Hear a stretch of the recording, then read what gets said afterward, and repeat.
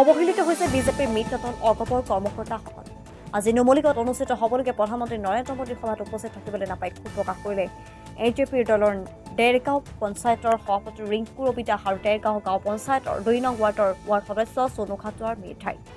যিহেতু নুমলীগড় প্ৰধানমন্ত্ৰীৰ সভাত অংশগ্ৰহণ কৰিবৰ বাবে সকলোকে যাতায়াত বাহনৰ সুবিধা কৰি দিয়া হৈছিল, তেনে ক্ষেত্ৰত ডেৰগাঁৱৰ একাংশ অগপ দলৰ কৰ্মকৰ্তাক বাহনত উঠিবলৈ নিদিয়াৰ অভিযোগ উত্থাপন কৰিছে ডেৰগাঁও গাঁও পঞ্চায়তৰ সভাপতি আদিকে ধৰি বিভিন্ন এজিপিৰ দলীয় কৰ্মীয়ে। এনেধৰণে পুৱাৰ পৰা বাহনৰ অপেক্ষাত ৰৈ থকা পৰিলক্ষিত হৈছে ডেৰগাঁও পঞ্চায়তৰ সভাপতিকে ধৰি এজিপি দলৰ বিভিন্ন বিষয়ববী আৰু কৰ্মকৰ্তাসকলক। হয়, আমি মিত্ৰজোঁটী বুলিহে ভাবোঁ, কাৰণ যিহেতু এজিপি আৰু বিজেপি ইয়াত কোনো বিভাজন নাই। চৰকাৰে যেতিয়া মিত্ৰজোঁট হিচাপত আমাক মানি লৈছে, আমি সেই হিচাপতে মানে কামখিনি চলাই যাবলৈ চেষ্টা কৰোঁ। কিন্তু বিজেপিৰ কিছুমান লিডাৰ আছে, অংশীদাৰ আছে, যি নেকি আমাৰ কাকডঙা মণ্ডলৰ আমাৰ যি প্ৰেচিডেণ্ট হয়, সেইজনে আমাক বেছি মানে অলপ দুৰ্ব্যৱহাৰ কৰে। আৰু আজি সেই হিচাপত আমাক ওলাই মেলি আমি ওলাইছোঁ আমি মিটিঙত যাবৰ কাৰণে, কিন্তু আমাৰ কোনো গাড়ীৰ সুবিধা কৰি দিয়া নাই।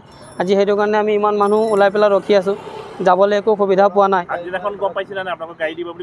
আগদিনাখন মোক একো তেনেধৰণে মানে প্ৰেচিডেণ্ট হিচাপত জনোৱাও নাই, আৰু বিজেপি হিচাপতে বিজেপিৰ কাৰ্যকৰ্তা হিচাপত ইহঁতৰ মানুহকে জনোৱা হৈছে বুলি মোক আজি কৈছে।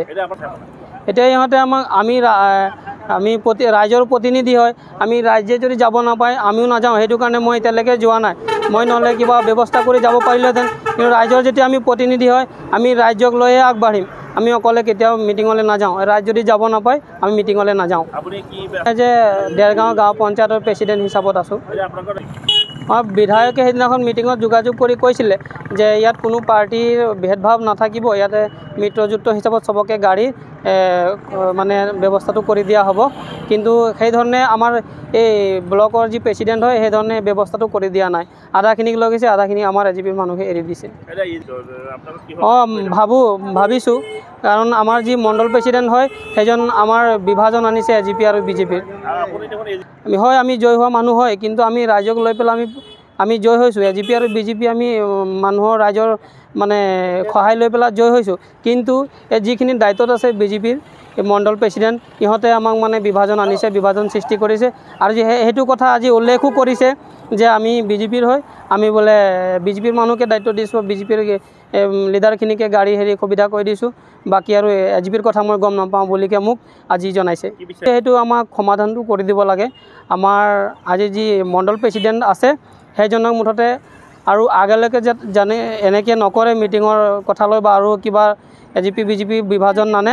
আৰু যদি তেনেকুৱা ধৰণে সেই বিভাজন আনে, তেতিয়া এনেকুৱা আমাৰ মণ্ডল প্ৰেচিডেণ্ট মুঠতে নালাগে বুলি মই ভাবোঁ। নাই, মই জানো যে আজি মোদীজীৰ যিটো আমাৰ মিটিং, ইয়াত ইমান ডাঙৰ এটা প্ৰগ্ৰেম চলি আছে, গতিকে মই আমাৰ বিধায়কলৈ ফোন নাই কৰা। সিহঁতো যিহেতু ব্যস্ত থাকিব। বাকী যিখিনি মানুহ কৰিছিলোঁ, গোটেইখিনি মানুহ কৈছে অকল বিজেপিৰ মণ্ডল প্ৰেচিডেণ্টৰ দায়িত্বতহে বোলে দিয়া হৈছে, ইহঁতৰ বিজেপিৰ কাৰ্যকৰ্তা হিচাপতে ইহঁতকে বোলে লিডটো দিয়া হৈছে বুলি কৈছে। সেই হিচাপতে ইহঁতে নিজৰ সুবিধাখিনিহে লৈছে, কিন্তু আমাৰ বাকী মানুহৰ সুবিধাখিনি কৰি দিয়া নাই। হয়, নমস্কাৰ। মই 2 নম্বৰ ৱাৰ্ড মেম্বাৰ হয়। আৰু এতিয়া আমি যিটো নুমলীগড়ত মোদীজীৰ মিটিং আছিলে, সেই মিটিঙৰ কাৰণে আমি ৰাতিপুৱাই ওলাই আহিছোঁ 8টা বজাত। আৰু 8টা বজাৰ পৰা আমি ইয়াতে ৰখি আছোঁ। তেনেকৈ আমাক এতিয়ালৈকে গাড়ীৰ ব্যৱস্থা কৰি দিয়া নাই একো। আৰু সেই তেনেকৈ ৰাতিপুৱাৰ পৰা মানুহে আমাক ফোনৰ ওপৰত ফোন কৰি আছে যে গাড়ী অহা নাই, আমি ৰখি আছোঁ। কিন্তু মই চৰকাৰক সেইটোৱে জনাব বিচাৰিছোঁ যে যিহেতু গাড়ীৰ সুবিধা চবকে কৰি দিছে, কিন্তু আমাক এজিপি আৰু বিজেপিৰ যি আমি এজিপি বুলিকে আমাক মানে একো এতিয়ালৈকে চৰকাৰ ফালৰ পৰা মানে চৰকাৰ ফালৰ পৰা সুবিধা দি আছে। কিন্তু আমাৰ যি এতিয়া ইয়াত ডেৰগাঁও মণ্ডল প্ৰেচিডেণ্ট যি মাধুৰ্যজ্যোতি দত্ত, তেখেতে এতিয়ালৈকে আমাক একো সুবিধা কৰি দিয়া নাই। আৰু কালি যিহেতু গাড়ীৰ কথা কোৱা হৈছে, কিন্তু আমাক খবৰ দিয়া নাই যে গাড়ীৰ ব্যৱস্থা কৰি দিছোঁ বুলিকে। তেনেকৈ এতিয়া মানুহখিনি আমাক জনাই আছে যে আমি যাবলৈ পোৱা নাই। সেই মানুহখিনি এতিয়া লৈ কিনে যেতিয়া আমি ওলাই আহিছোঁ, যাবলৈতো সিহঁতে নগ'লেতো আমিও যাব নোৱাৰোঁ। সেইকাৰণে আমি এতিয়া ইয়াতে ৰখি আছোঁ।